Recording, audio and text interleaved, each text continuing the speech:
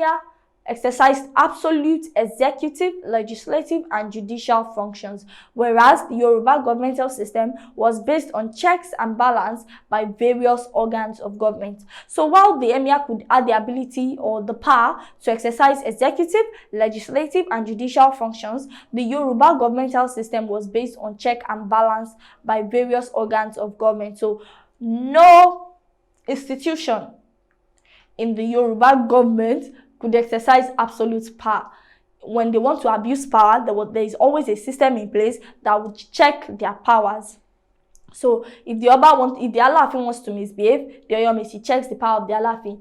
If the Oyomesi wants to misbehave, the Ogboni society will check the power of the Oyomesi. So there was nobody in the old Oyo Empire could say they had absolute power.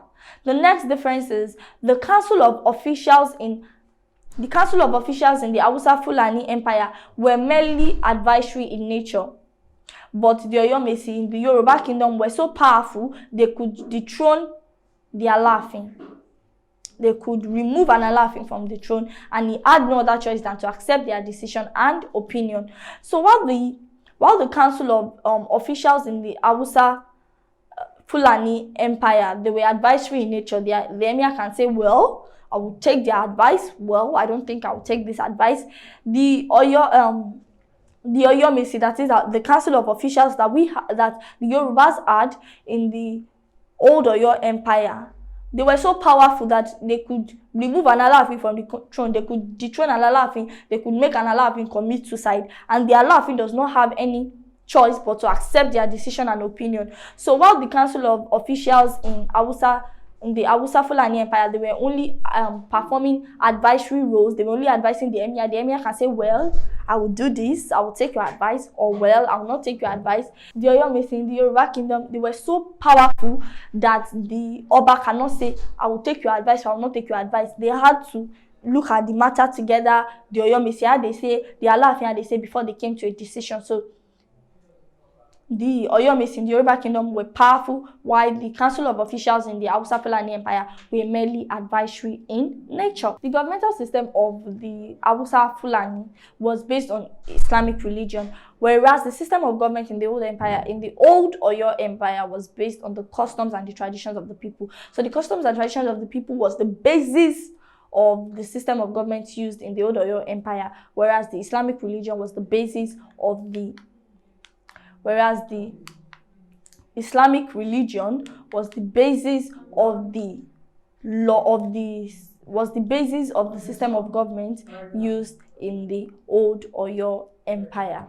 The Hausa judiciary system was based on the Islamic body of law called the Sharia law, with the Emir presiding over the final court of appeal.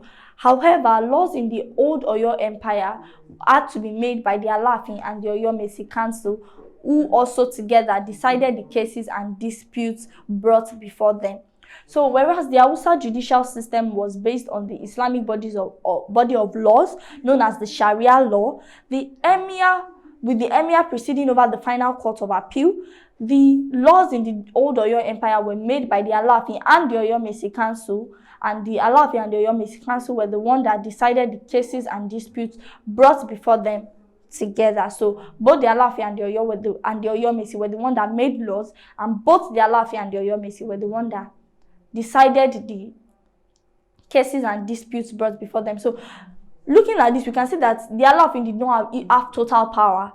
You would always see that there's always we always say the Alaafin and Oyomesi together. Would always say the Alaafin and the Oyomesi together, the Alaafin and the Oyomesi together. So power in the system of government of the old Oyo Empire was not totally centralized on the Alaafin. There was decentralization of power in terms of the fact that the Oyomesi too could wield their they had an amount of power that the Alaafin could not just look aside to or over.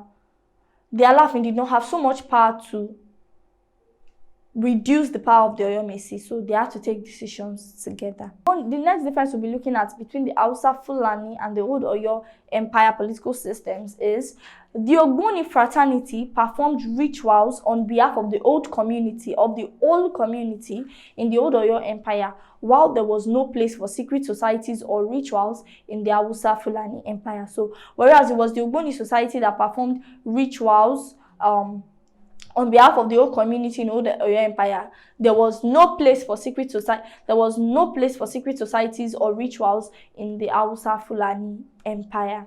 The next difference we'll be looking at is the fact that the district and village heads collected fixed taxes. So these taxes were already fixed. It's not a matter of I will pay or I will not pay. It was something that they all had to pay. So they had fixed taxes. The district and the village heads collected fixed taxes on behalf of the emir, while there were no fixed taxes in the village. In the old Oyo Empire, the Bale only collected tributes annually. So they only paid tribute annually to the Bale, and the Bale paid the tribute to the Alaafin, but there were no fixed taxes in the old Oyo Empire.